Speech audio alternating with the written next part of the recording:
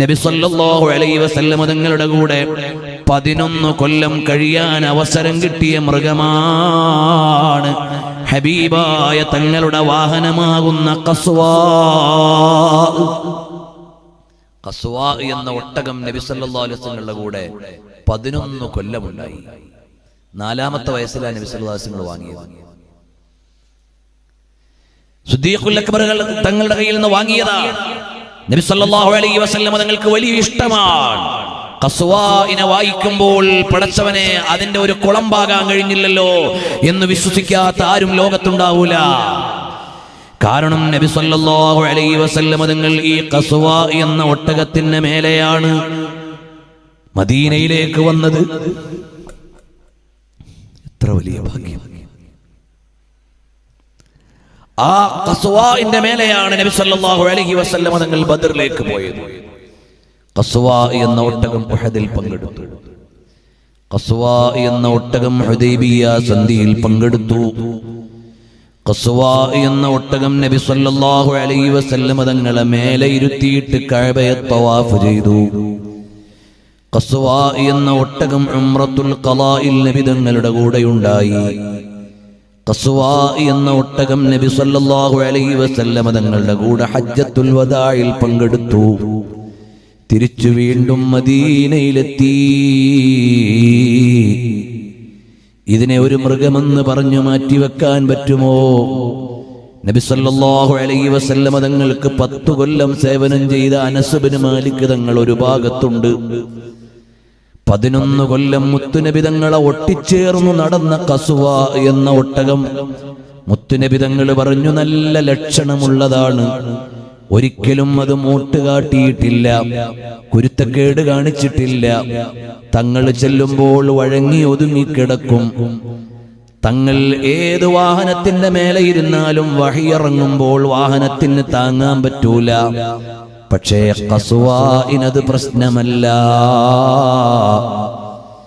ഖസ്വാ എന്ന ഒട്ടകം മറ്റെല്ലാ ഒട്ടകത്തിന്റെയും കൂടെ ഓട്ടമത്സരം നടത്തിയാൽ എപ്പോഴും ജയിച്ചിട്ടേ ഉള്ളൂ.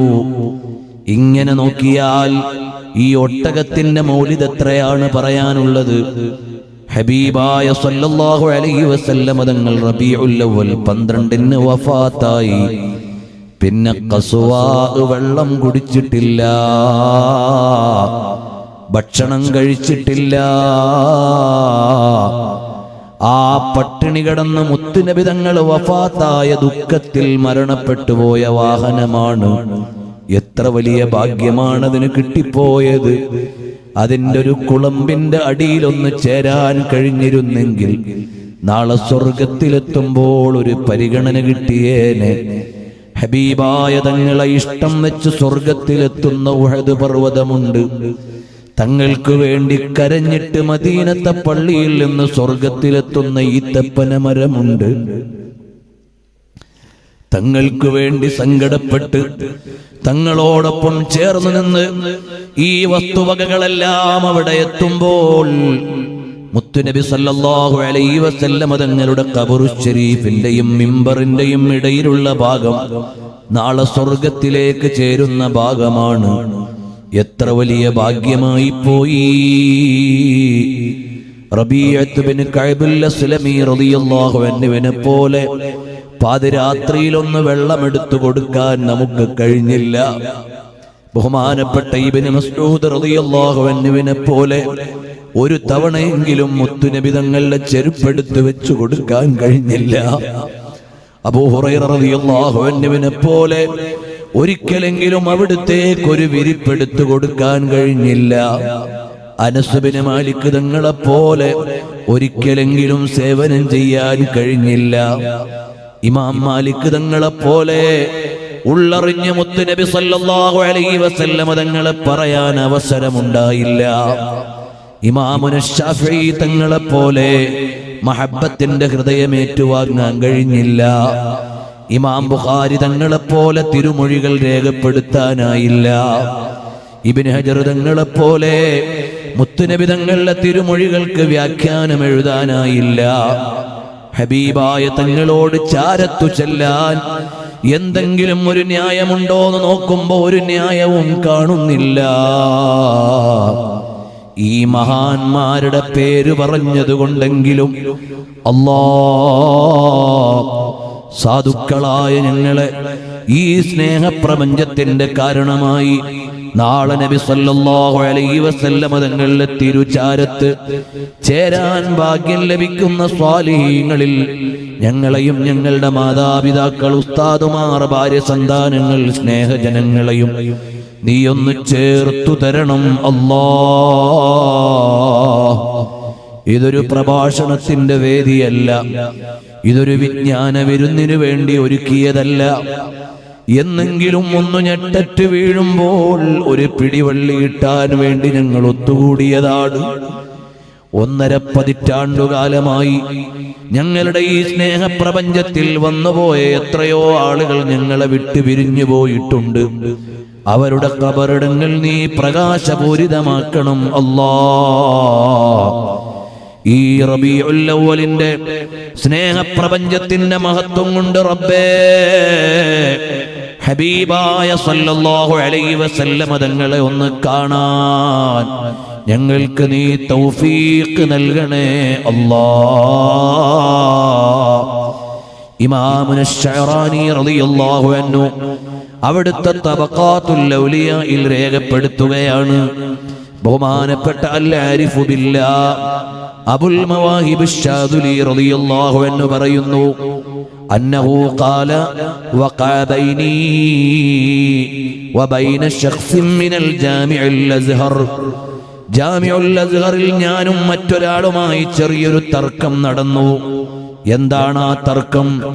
ഫമബ്ലഗുൽ ഇൽമി ഫീഹി അന്നഹു ബശറു വഅന്നഹു ഖൈറു ഖൽഖില്ലാഹി കുല്ലിഹിം.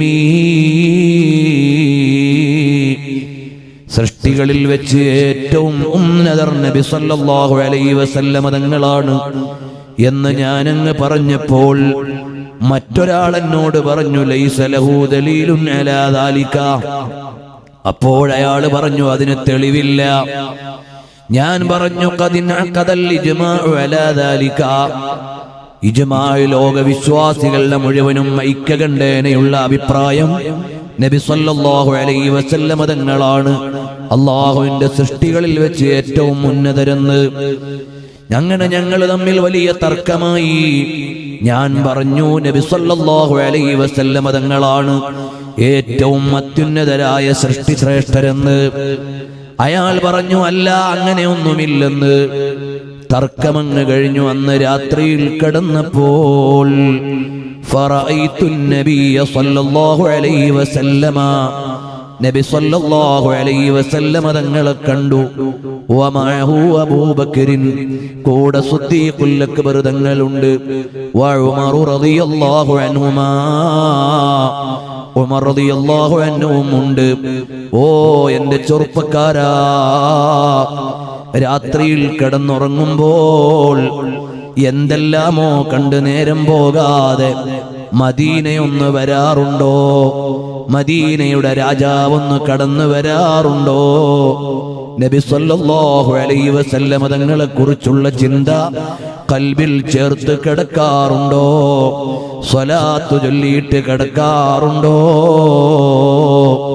ഹബീബായ സല്ലല്ലാഹു അലൈഹി വസല്ലം തങ്ങളെ ഒന്ന് കാണണ്ടേ മോനെ? ഈ ലോകത്തെ ജാടകളെല്ലാം അവസാനിക്കും. നമ്മുടെ യാത്ര എപ്പോഴാണെന്നറിയില്ല. കണ്ടില്ലേ, മരണം വന്ന് നമ്മളെ വിളിച്ചാൽ പിന്നെ ആർക്കും നമ്മളെ തടുക്കാനാവില്ല. നമ്മുടെ വീട്, നമ്മുടെ നാട്, നമ്മുടെ ചുറ്റുപാട് എല്ലാം നമ്മൾ വിട്ടുപിരിഞ്ഞു പോയി. ഖബറിൽ ചെല്ലുമ്പോൾ അവിടെ ഹബീബായ തങ്ങളെ കാണാനുണ്ടെങ്കിൽ അത് കല്ലറയല്ല, അത് മണ്ണറയല്ല, അത് സ്വർഗത്തിന്റെ പൂന്തോട്ടമാണ്.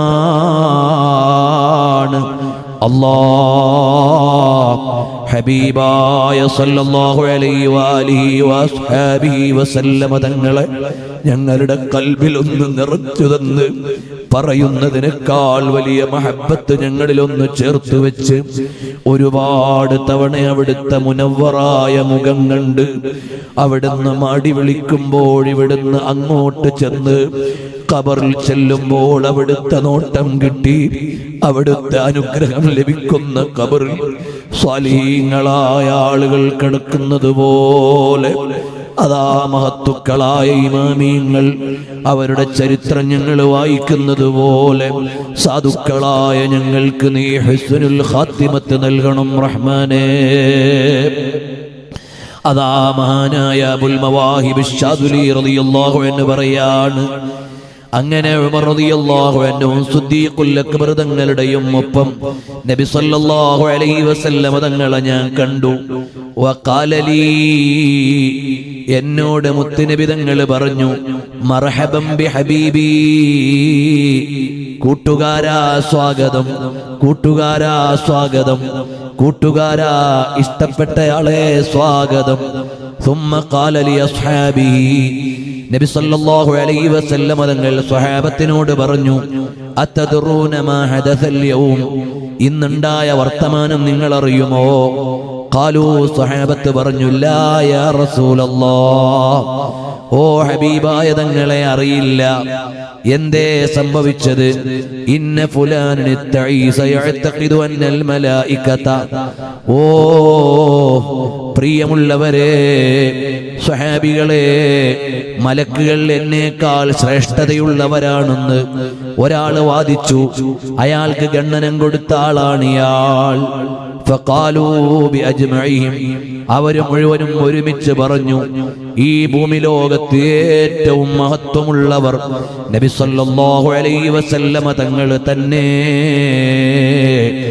ആ നിലക്ക് നബി സല്ലല്ലാഹു അലൈഹി വസല്ലമ തങ്ങളുടെ ബഹുമാനം മഹാനായ അബുൽ മവാഹിബ് ശാദുലി റളിയല്ലാഹു അൻഹു പറഞ്ഞത് നബി സല്ലല്ലാഹു അലൈഹി വസല്ലം തങ്ങൾ അംഗീകരിച്ച് അവിടുത്തെ സ്വപ്ന ദർശനം ലഭിച്ചത് വായിക്കുമ്പോൾ ഇമാം ശറാനി അവിടുത്തെ തബഖാത്തിൽ ഉദ്ധരിക്കുമ്പോൾ, അല്ലാഹുവേ, ഞങ്ങൾ ഈ പറയുന്ന ഈ സദസ്സ് മുൻഗാമികളായ ഇമാമുകൾ പറയുന്നതിന്റെ ഒരേഴയലത്തും നിൽക്കാനുള്ളതൊന്നും ഞങ്ങൾക്കില്ല.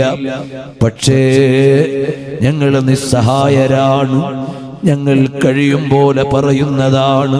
ഞങ്ങളെ ഒന്ന് കബൂൽ ചെയ്യണം റഹ്മാനേ.